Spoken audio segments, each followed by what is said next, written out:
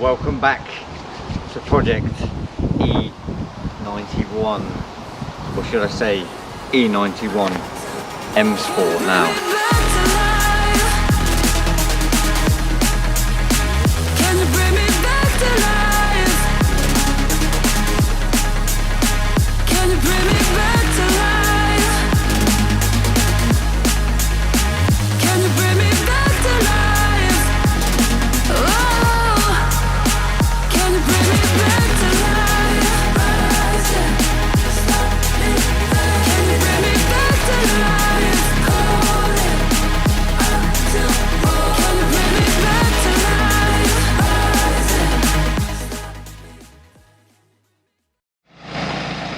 So yes, we are officially finished with Project E91. Well, as much as the bodywork goes, you know, we did everything we wanted to do. We replaced all of the bumpers with the M Sport versions, the E90 pre-LCI front bumper, which was an absolute, mate, it was awful to try and find it in good condition. But as you can see, we perfectly refurbed it back.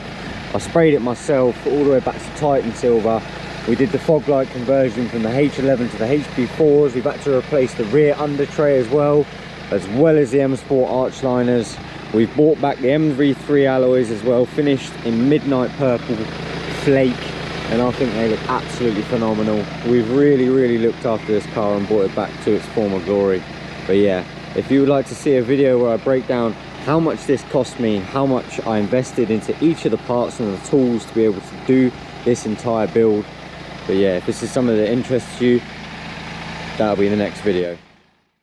So as well as all the little bits to the bodywork as well, I've only done one thing to the engine so far, and I have added this Pro Ram Air induction kit filter, and it really does change the sound of the car.